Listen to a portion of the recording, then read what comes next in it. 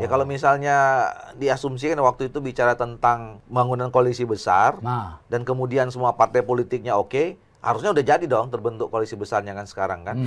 Tentu Pak Jokowi punya keinginan bahwa siapapun nanti yang akan melanjutkan estafet kepemimpinan sebagai presiden ini bisa melanjutkan ya program-program atau visi yang selama ini memang sudah ditetapkan tapi belum deliver. Pemindahan ibu kota ke kita atau pembangunan ibu kota baru itu sangat relevan dengan kita ingin melanjutkan pembangunan masa depan Indonesia. Golkar ini kan partai developmentalism. Dan selama ini memang waktu zaman kami berkuasa, itu yang dikedepankan memang adalah pembangunan fisik.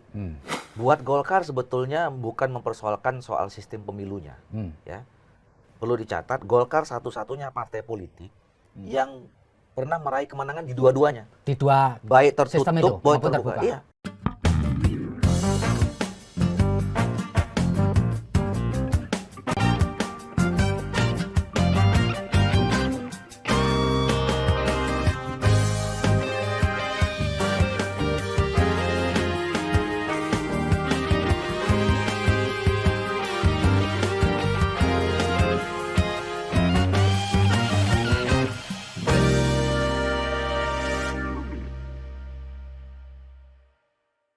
Assalamualaikum warahmatullahi wabarakatuh. Salam damai sejahtera buat kita semua. Om Swastiastu, Namo Buddhaya, dan salam kebajikan. Saya Feby Mahendra Putra, Direktur Pemberitaan Tribun Network. Tribuners, jagat politik di Republik ini menjelang pemilu 2024 kian riuh rendah. Sejumlah partai telah menyatakan dukungan kepada bakal calon presiden. Dan yang ditunggu saat ini adalah sikap dari Partai Golkar. Apakah dia nanti akan mempunyai calon presiden sendiri atau ngikut gelombang tetangga atau bagaimana? Ya, sikap Partai Golkar ini akan ditentukan oleh Golkar sendiri, terutama Pak Erlangga Hartarto sebagai Ketua Umum. Dan telah hadir bersama dengan saya Bapak Dr. Haji Ahmad Doli Kurnia Tanjung. Beliau adalah Wakil Ketua Umum DPP Partai Golkar sekaligus Ketua Komisi 2 DPR, luar biasa, yang membawakan pemilu dan pemerintahan tentu saja. Oleh karena itu saya ingin menyapa Pak Ahmad Doli Kurnia. Assalamualaikum Pak. Waalaikumsalam warahmatullahi wabarakatuh, Tribuners. Luar biasa nih Pak. Pak, seperti pengantar saya nih. Orang ini nunggu Golkar ini mau ngapain. Ya kan? Ya kan, P3 sudah merapat ke Mas Ganjar. Ya, PAN sudah bergerak ke sana kemari, ya kan? Golkar bergerak ke sana kemari. Bisa dijelaskan nggak maunya Partai Beringin ini apa, Bang?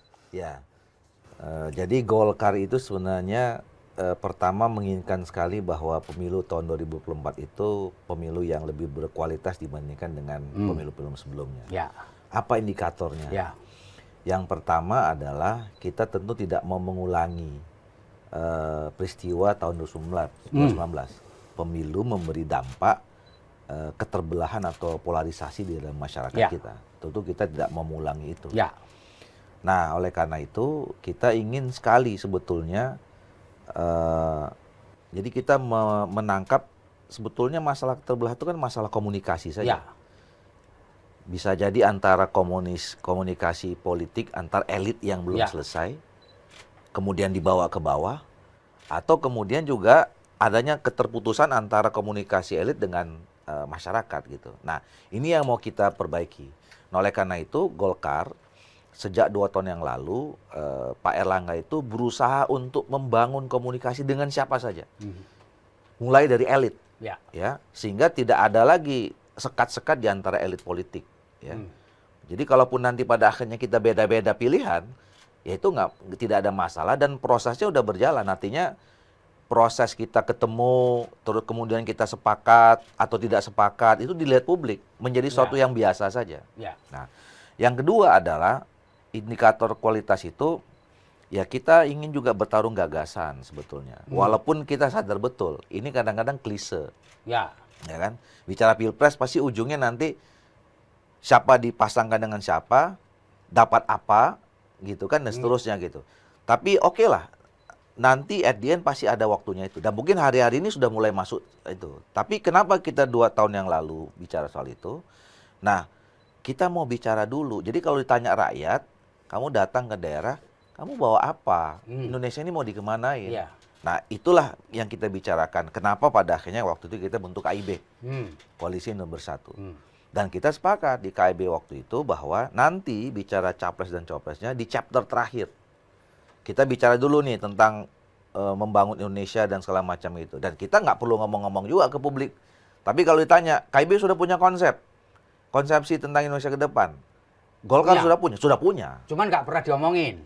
Tapi kita kerjakan. Jadi kami waktu itu pernah 3 kali datang KIB kumpul di Makassar, di Medan, di Surabaya, ketemu dengan kampus segala macam. Kita diskusikan, kita minta masukan segala macam itu.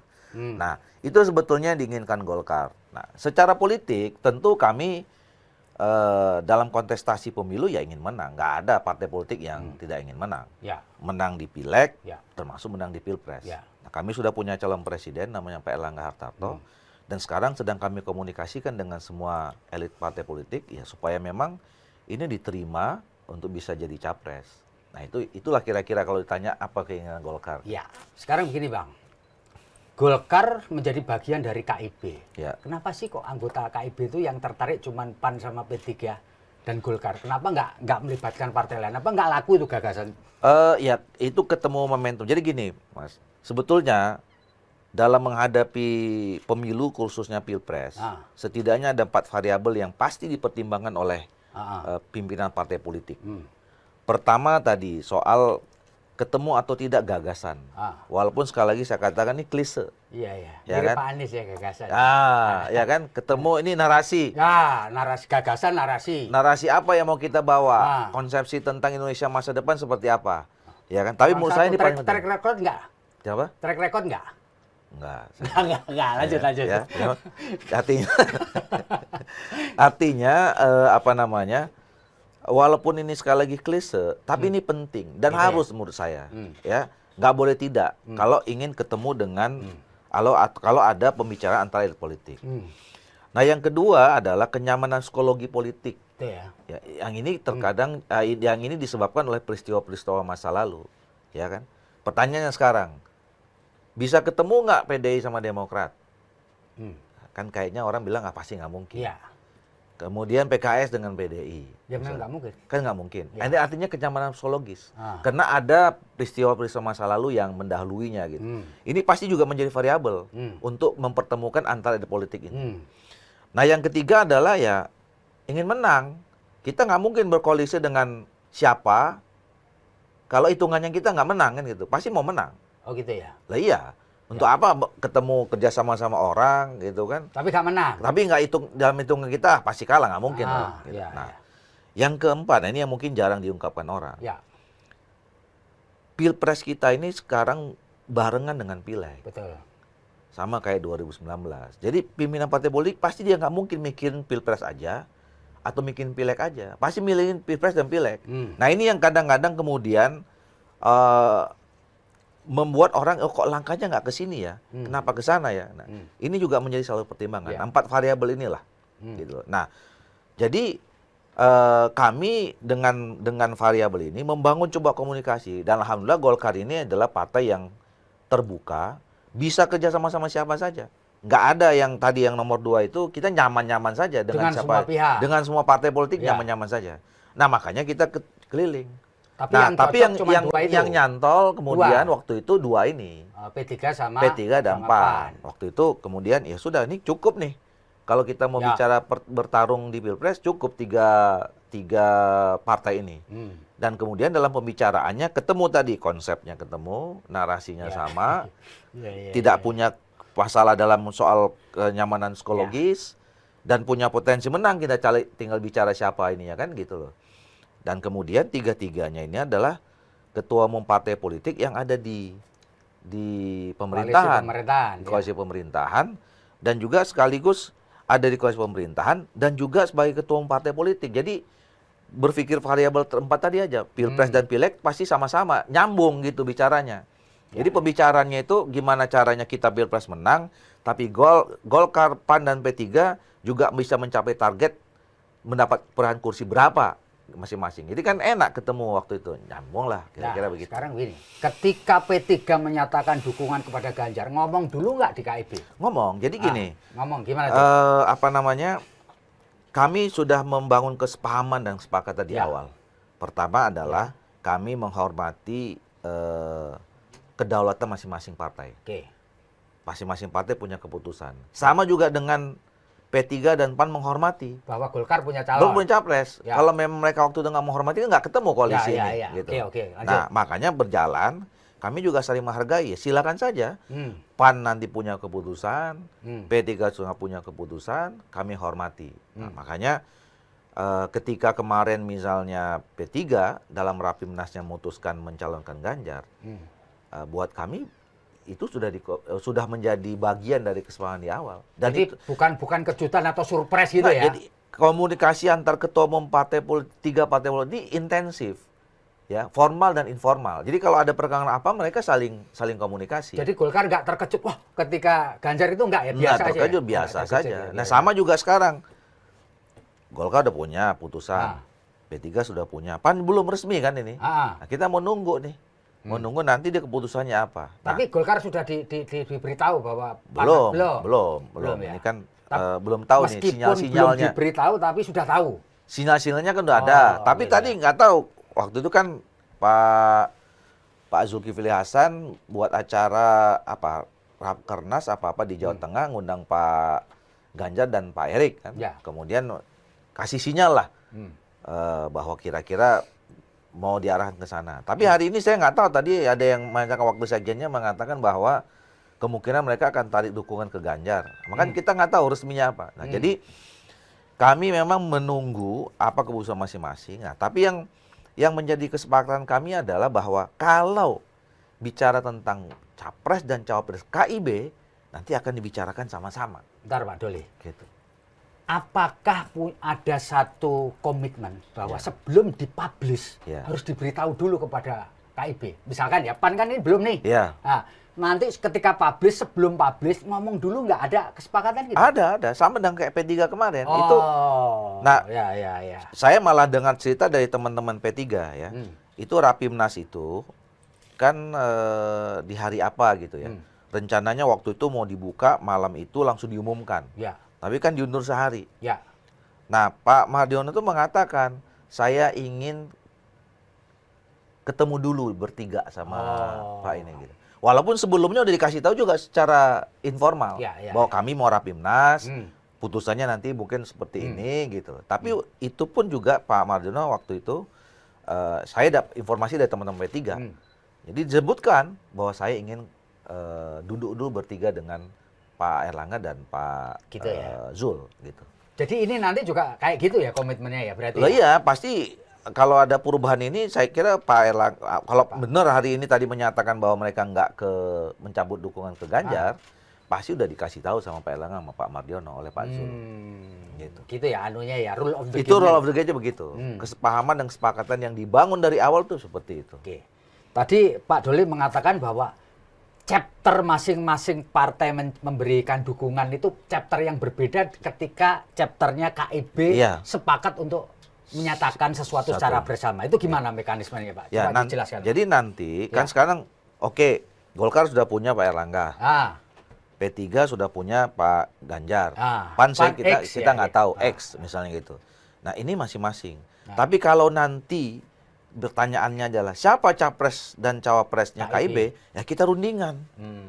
Rundingan bertiga. Keluarnya siapa ya? Kita nggak tahu, tergantung mereka rundingan. Bisa keluarnya Pak Erlangga, bisa keluarnya Pak Ganjar, bisa keluarnya si X. Gitu. Atau bisa misalnya Pak Erlangga dengan si X. Kan capres-capres nih kan. Prabowo nggak disebut tadi, X melulu. Jadi bisa Prabowo ya? Ya nggak tahu, mudah-mudahan, ya nggak tahu. PAN belum keluarin namanya. Gitu. Atau mungkin bisa jadi di luar dari ini. Oh gitu ya? Ya bisa jadi kan, namanya politik kan, kita kan nggak tahu gitu. Jadi segala kemungkinan bisa terjadi. Tapi kalau ditanya masing-masing Golkar, kalau Golkar gimana? Ya kami sampai sekarang masih Pak Erlangga. Pasti kalau ditanya P3 gimana? Ya pasti Ganjar. Kan gitu. PAN, ya nggak tahu nanti siapa yang mereka putuskan gitu. Pak Doli, begini Pak Doli. Kan tadi Golkar mengatakan kami punya capres Pak Erlangga. Apakah Tun ini tetap ngotot capres atau dia bisa saja turun jadi cawapres itu? Bisa tak? Ya, ini kita bicara mekanisme. Ya. Kami di Munas 2019 itu melihat pengalaman-pengalaman sebelumnya. Kami bertekad bahwa di tahun 2024 itu Golkar harus ikut kontestasi dalam Pilpres. Pilpres ya. Nah, dalam Pilpres. Nah, kemudian dalam Rapimnas di Maret 2021 diputuskan bahwa dalam menghadapi kontestasi Pilpres kita sepakat kita punya capres. Ya. Dan diputuskan namanya Pak Erlangga Hartarto. Ya. Nah, tapi dalam Rapimnas itu juga diberi mandat. Pak Erlangga Hartarto sebagai capres dan sebagai ketua umum di mandat.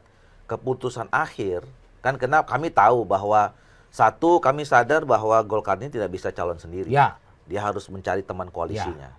Kemudian dalam mencari teman koalisi itu kan pasti akan bicara tentang soal sharing power gitu kan, sharing interest, komitmen politik macam-macam gitu. Nah, itu diserahkan kepada Pak Erlangga Hartarto. Jadi Pak Erlangga Hartarto dikasih mandat untuk mengambil keputusan. Apakah tetap capres atau cawapres itu? Jadi kalau ada opsi lain selain keputusan Rapimnas sebagai capres, itu nanti diputuskan oleh Pak Erlangga dan kemudian nanti dibicarakan lagi di Rapimnas, kira-kira begitu. Gitu ya, Pak. Pak, bagaimana Golkar melihat pengaruh Pak Jokowi ini, Pak, dengan seluruh relawannya? Ya. Apakah Golkar meyakini bahwa Jokowi efek ini akan mempengaruhi elektoral calon presiden? Menurut Golkar? Menurut saya pasti. Pertama kan Pak Jokowi ini presiden 2 periode sampai 20 Oktober 2024. Betul. Ya. Saya kira dengan apa yang sudah ditorehkan oleh Pak Jokowi, ya. Apalagi kan sampai sekarang beliau masih menunjukkan sangat serius ngurus bangsa dan negara ini. Dan itu diterbukti dari survei-survei mengatakan tingkat kepuasannya masih tinggi. Jadi menurut saya Pak Jokowi masih jadi faktor, variabel yang ikut juga menentukan nanti dalam Pilpres. Nah, tinggal persoalannya Pak Jokowi mau apa tidak. Ya kan?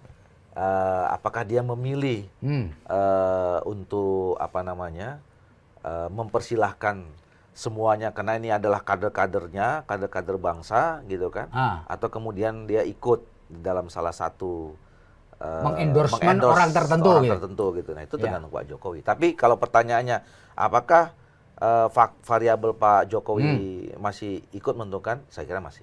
Kalau menurut Pak Doli seberapa besar? Kalau itu masihnya pasti masih, tapi seberapa besar menurut Golkar? Gede atau setengah atau gede sekali? Ya, menurut saya masih relatif besar lah. Ya, relatif besar. Ya. Nah, itu tadi tergantung besar nggak besarnya itu kan tergantung langkah yang dilakukannya. Ya kan. Kalau beliau misalnya hanya kasih kode-kode saja gitu kan, atau mengendorse semuanya gitu, itu kan menjadi tidak besar. Tapi kalau kemudian beliau mengendorse siapa gitu, ya saya kira nanti akan besar pengaruhnya. Gitu ya Pak ya. Pak, kemarin tuh ada kritik dari sejumlah tokoh termasuk Pak Yusuf Kalla terhadap Pak Jokowi yang terlalu cawe-cawe terkait dengan Pilpres 2024 dengan cara mengumpulkan para ketua umum partai di istana. Ya termasuk Pak Erlangga tentu saja ya. Menurut Golkar wajar saja atau emang sudah terlalu jauh Pak Jokowi ngurusin 2024? Menurut saya sih wajar aja ya. Apa wajarnya Pak? Pertama gini, itu kan caranya acara halal bil halal. Ya. Ketua umum partai politik. Dan informasi yang saya dapat tentu dari Pak Erlangga, ketua umum kami, di situ hanya membicarakan tentang bagaimana supaya Indonesia ini siap dengan agenda-agenda ke depan yang tidak mudah. Jadi menjaga soliditas, kemudian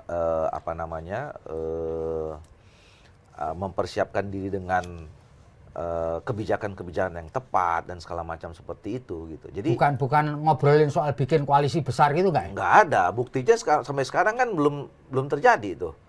Ya kalau misalnya diasumsikan waktu itu bicara tentang bangunan koalisi besar dan kemudian semua partai politiknya oke, harusnya udah jadi dong terbentuk koalisi besarnya kan sekarang kan. Siapa dengan siapa dipaketin gitu. Tapi kan sekarang juga masih cair gitu. Iya. Nah, yang kedua memang menurut saya juga tentu Pak Jokowi punya keinginan bahwa siapapun nanti yang akan melanjutkan estafet kepemimpinan sebagai presiden ini bisa melanjutkan ya program-program atau visi yang selama ini memang sudah ditetapkan tapi belum deliver ya, untuk kemudian dilanjutkan di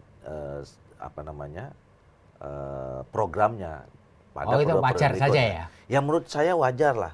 Ya kan, artinya kan masa kita larang Pak Jokowi punya harapan.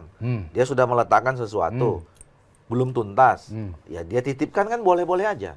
Saya kira setiap presiden juga begitulah harapannya. Nah, soal cawe-cawe itu kan memang relatif. Dilihat dari perspektif mana gitu. Kalau tadi cuma ukurannya ngumpulin partai politik, saya kira nggak bisa disimplifikasi begitu. Pada akhirnya juga otoritas itu ada di partai politik. Ya.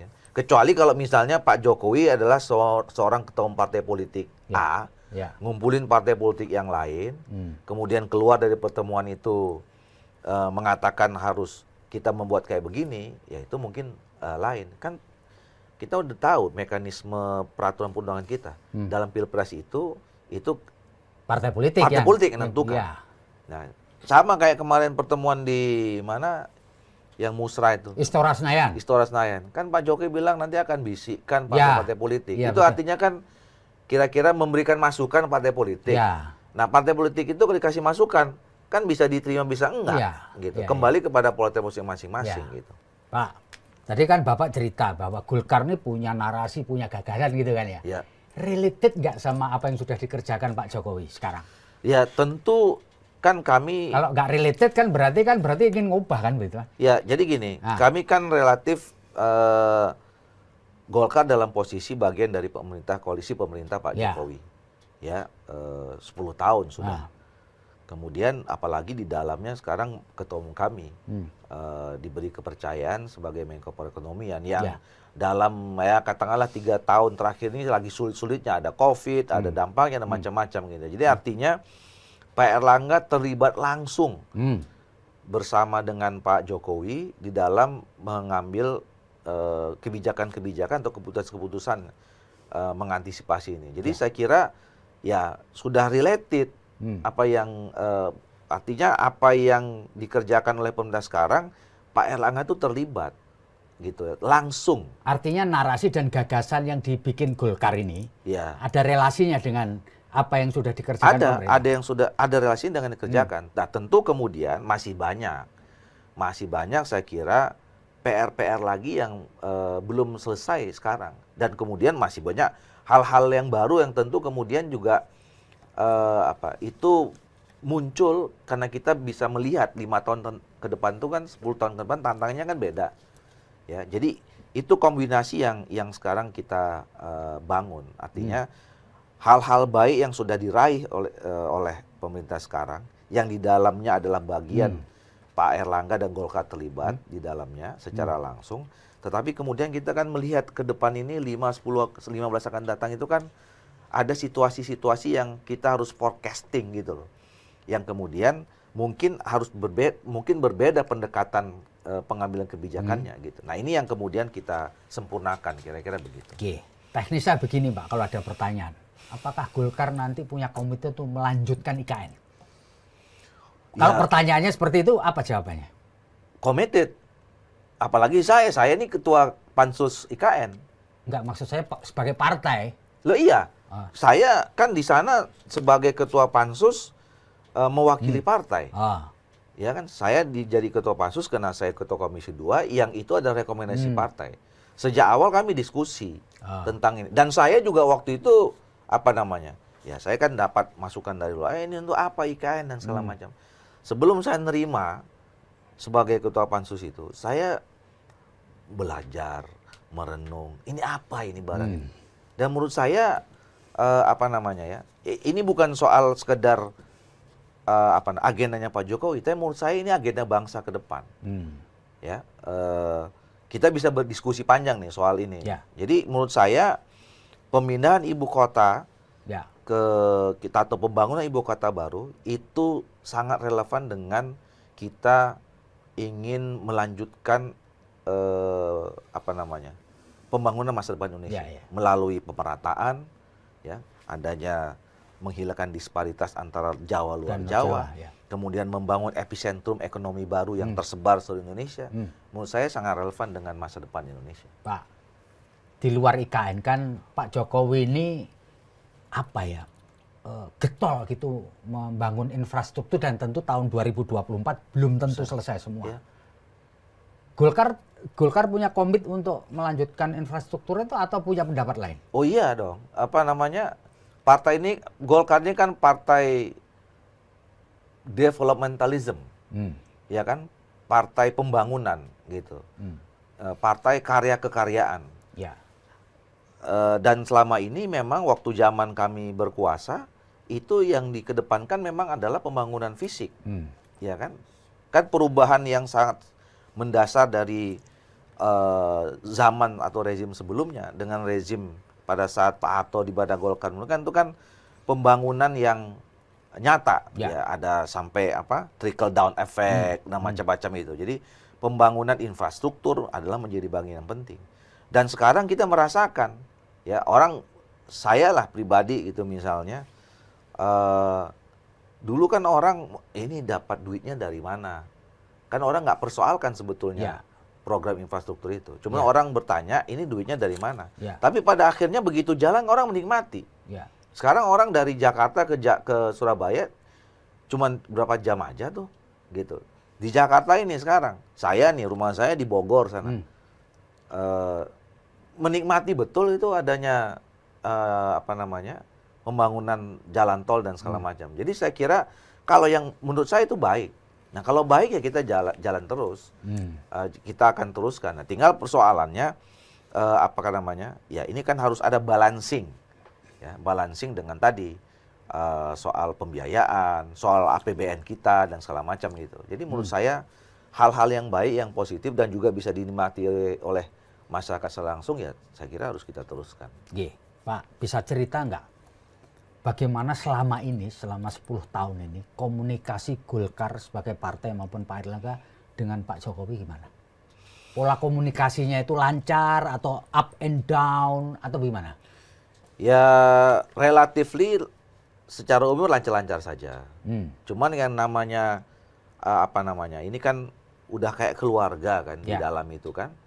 Tentu kan kalau di dalam mengambil satu kebijakan itu kan pasti kan ada berbeda-berbedanya kan. Kan nggak mungkin sama terus. Ya kan? Sama juga kita di dalam keluarga kan ayah, ibu, anak itu kan menentukan hari ini mau makan apa saja belum tentu beda. Satu mau sate, satu mau lontong, segala macam itu kan beda. Diskusi dulu.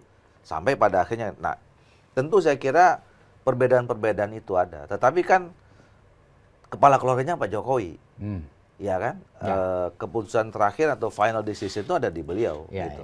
Jadi dalam prosesnya bisa berbeda-beda, itu yang menurut saya up and down tadi. Tapi begitu sudah putus kan, semuanya harus ikut, karena penanggung jawab utamanya kan beliau. Gitu. Jadi so far komunikasinya selama ini bagus-bagus saja. Kalaupun ada up and down, ya karena memang case per case melihatnya cara pandang yang berbeda saja. Termasuk juga cara pandang politik, karena Pak Airlangga juga ketua umum partai politik kan itu menurut saya sesuatu yang biasa saja. Oke, Pak. Bagaimanapun Pak Airlangga ini pembantu presiden di kabinet, betul kan ya? Apakah Golkar merasa perlu setiap mau mengambil kebijakan strategis menotifikasinya kepada presiden? Saya kira Pak Jokowi juga memahami ya posisi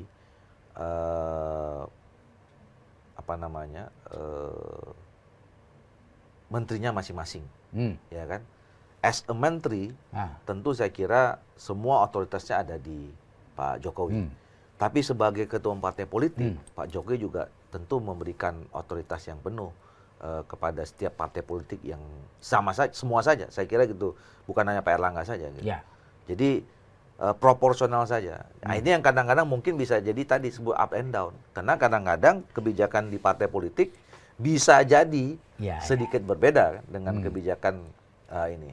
Nah, tapi sejauh ini Pak Erlangga dan Pak Jokowi bisa membangun komunikasi yang saling memahami posisinya, kira-kira begitulah. Pak Doli, kalau ada orang beranggapan bahwa Pak Erlangga ini sukses jadi ketua umum Golkar, bisa jadi ketua umum Golkar karena support dari Pak Jokowi, benar nggak Pak?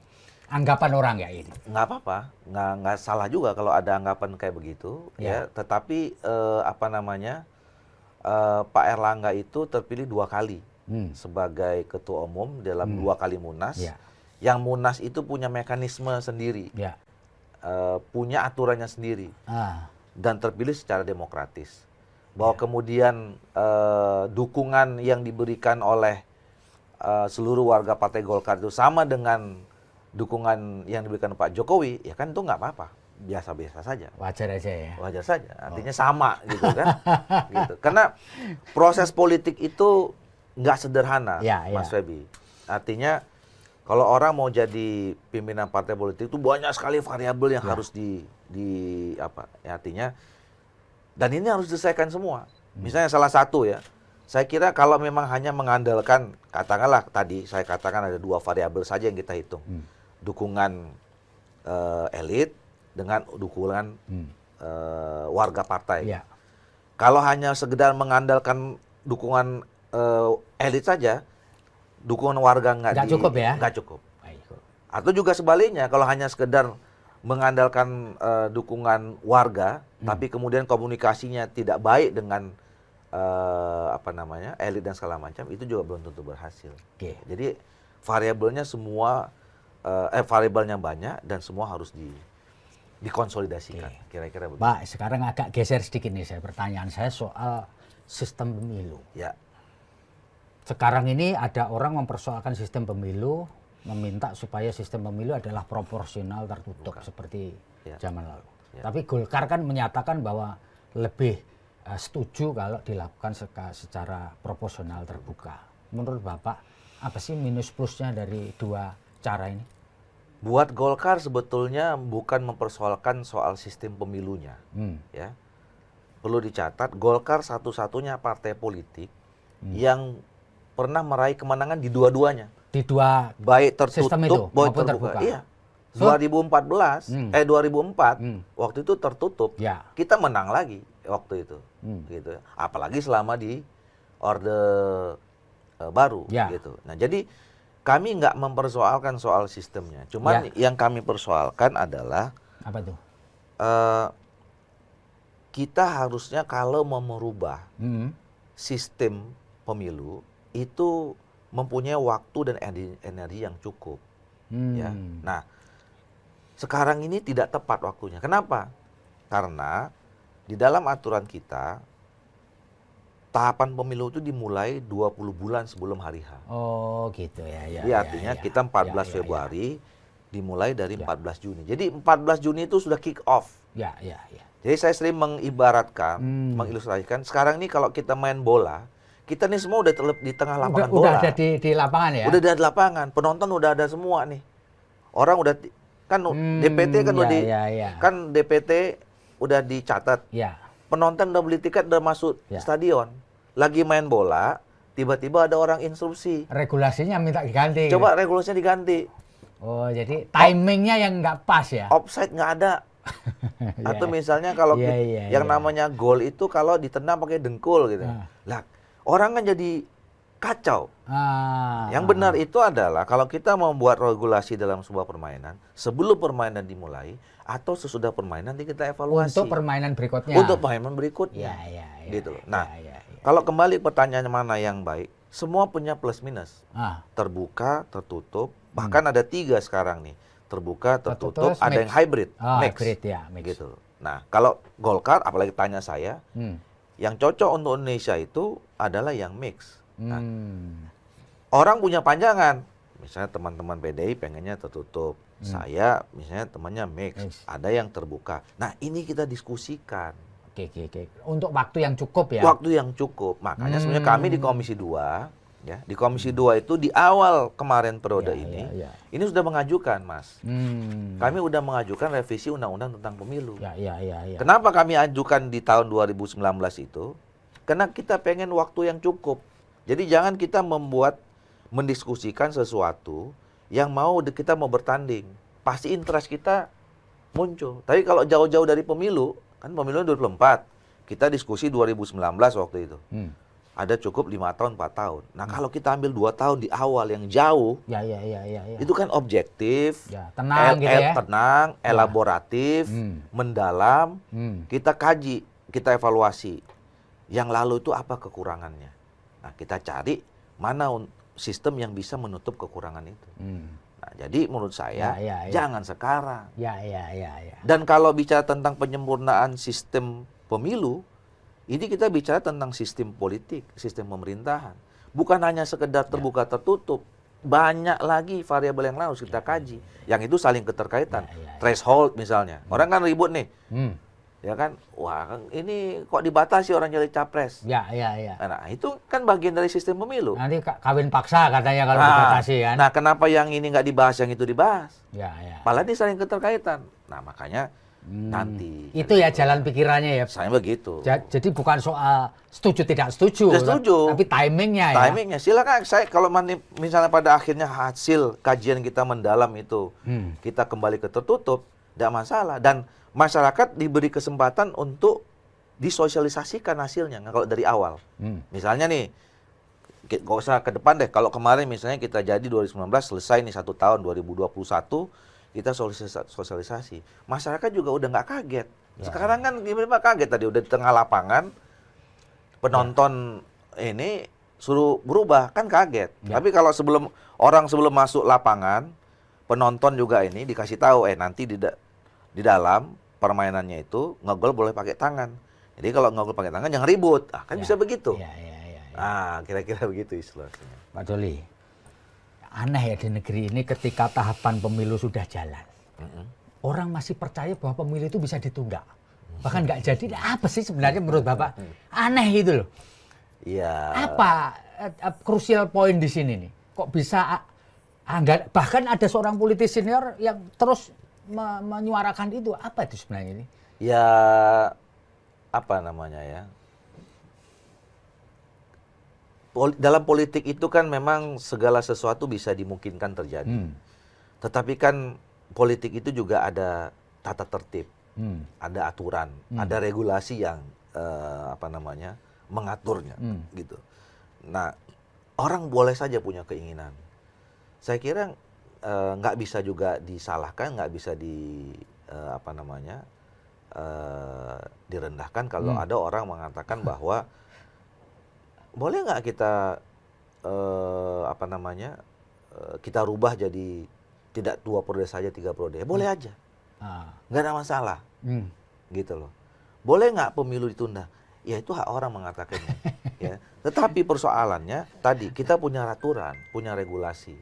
Di mana bisa kita mengatakan atau di mana regulasi yang bisa kita rubah sehingga itu bisa menginginkan untuk perubahan, ya kan? Nah, sampai sejauh ini yang mengatur itu semua adalah undang-undang yang kita sepakati secara nasional. Kita ambilnya secara kita melalui konsensus nasional di Undang-Undang Dasar 1945. Jadi kalau mau menunda pemilu atau kemudian mau merubah masa jabatan presiden, itu harus Undang-Undang Dasar 45 dulu dirubah dulu atau diamandemen. Nah, menurut saya yang energi kalau kita mau amandemen, energinya itu harus besar. Karena itu konsensus nasional. Harus kita bicarakan dulu dengan rakyat, ya kan? Nggak cukup misalnya hanya sekedar di MPR saja atau di DPR saja, gitu. Nah, jadi itu sekali lagi saya katakan, ini kan udah berlangsung berkali-kali. Nah, kalau kita mau rubah, ya kita ngomong dulu dong, kaji dulu, ya kan? Diskusi dulu, tanya rakyat dulu, kira-kira mau nggak nih, ya kan? Nah, kalaupun misalnya kemudian ada penundaan, itu kan ada sebabnya. Force major, gitu loh, ya kan? Nah, kita juga di dalam aturan itu ada diatur, Mas.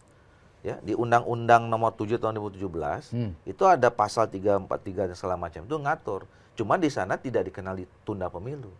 Yang dikenal adalah pemilu susulan atau pemilu susulan dan pemilu ada 2 lupa saya. Ya. Nah itu diatur.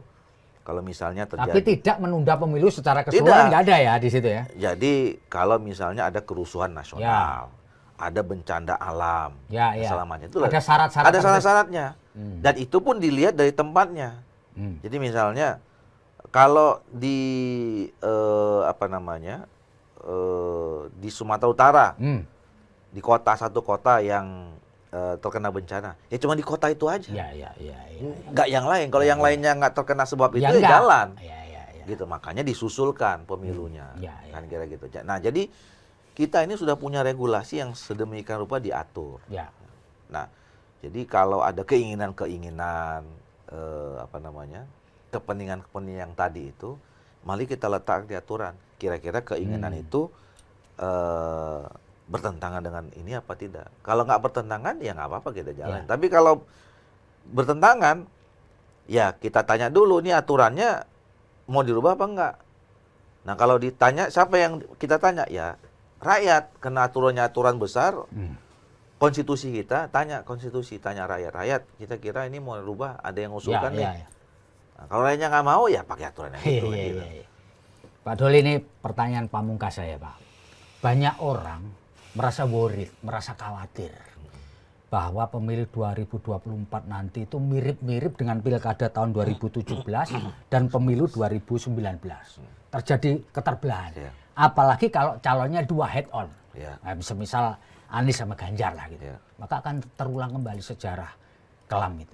Menurut Pak Doli gimana tuh? Kekhawatiran semacam itu gimana? Kekhawatiran itu tetap ada dan harus tetap kita pelihara kekhawatiran itu, ya, supaya kita merasa tidak aman-aman saja. Tapi karena beralasan nggak sih? Potensi itu ada. Oh ada. Potensi itu ada. Tapi ya, saya agak optimis, ya, dan kita terus berdoa kejadian 2019 itu tidak akan terulang. Dan saya kira di level elit kesadaran itu udah cukup tinggi. Nah, itu tadi saya katakan contoh di awal tadi. Kenapa Pak Erlangga keliling-keliling sama ketemu elit politik. Pembicaraan awalnya itu. Oh gitu ya? Iya. Kita tidak mau mengulangi. Semua ketua partai politik punya kesadaran yang sama bahwa kita tidak akan dan tidak boleh mengulangi kejadian di 2019. Nah, makanya menurut saya ini sudah mulai ada jalan. Itu tadi saya katakan, keterbelahan itu kan bisa jadi 2. Pertama, antar elit berkompetisi, sibuk sendiri, ya kan? Dia nggak melibatkan atau tidak mengkomunikasikannya dengan masyarakat, sehingga masyarakat nonton ngikut. Karena kan mereka dianggap teladan-teladan, kira-kira begitu. Nah, yang kedua memang ada pertarungan di bawah yang tidak ikut diselesaikan oleh elit. Contoh nih misalnya, ya, saya sering ketemu sama teman-teman yang masih menganggap keterbelahan masih ada. Dulu kan istilahnya kampret dan ngecebol. Ya, betul. Ya kan? Pertama saya bilang heran sama teman-teman nih. Teman-teman ini manusia yang harus disyukuri. Anda ini diciptakan Tuhan jadi manusia. Kok kemudian ngaku cebol, ngaku kampret? Satu. Yang kedua, yang menyebabkan teman-teman yang terbelah itu kan di elit. Lah elitnya 4 orang. 4 itu udah sekarang tiap hari bersama terus. Pak Jokowi, Pak Maruf Amin, Pak Prabowo, sama Pak Sandi. Dua-duanya udah tiap hari ketemu, rapat, ketawa-ketawa, salam-salaman, segala macam gitu. Lah, apalagi dipersoalkan? Ya kan? Yang menyebabkannya udah nggak ada masalah apa-apa, kok di bawah masih ini. Nah, kemudian itulah kenapa elit-elit ini sekarang sudah mulai. Jadi kan alhamdulillah kita dibantu oleh media, ya. Nggak ada lagi yang bisa disembunyikan sekarang.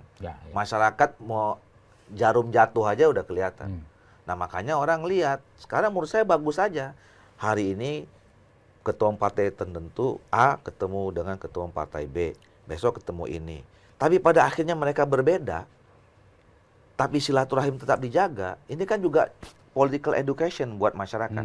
Oh, ternyata nggak apa-apa ya. Kemarin ketemu, besoknya ngomong satu calonnya si A, calonnya si B. Tapi besok ketemu lagi baik-baik aja tuh. Nah menurut saya setahun setengah ini itu udah terjadi. Yang menurut saya setahun 2019 itu tidak ada posisi kayak gitu ya. Tidak ada. Jadi sekarang masyarakat udah mulai dibiasakan dengan kalau berbeda itu nggak apa-apa. Gitu. Nah makanya menurut saya berbedanya kan cuma 14 Februari aja. Atau mungkin di jam sekian saja yang berbeda. Dari jam 8 pagi sampai jam 14. Sesudah atau sebelumnya, ya kita sama-sama lagi aja. Nggak tahu apa yang mau diperbedakan gitu. Dan saya menyampaikan pesan nih sekali lagi buat masyarakat. Kalau kita berbeda terus-menerus tuh energi kita akan terkuras dan kontraproduktif. Yang harusnya energi kita tuh dibuat untuk membangun Indonesia.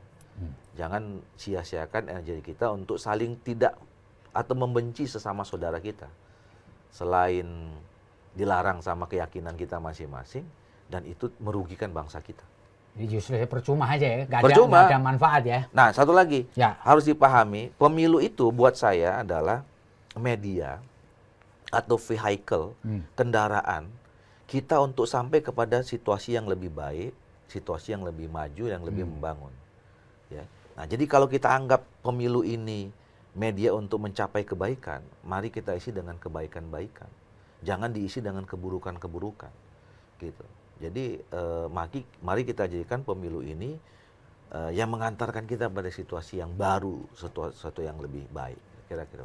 Oke, baik Tribuners, kita sudah ngobrol lumayan panjang ini dengan Pak Ahmad Doli Kurnia. Beliau adalah Wakil Ketua Umum Partai Golkar dan juga Ketua Komisi 2 DPR yang kesimpulannya sangat optimis bahwa di pemilu 2024 akan berlangsung baik, tidak akan terjadi seperti di tahun 2019 yang lalu.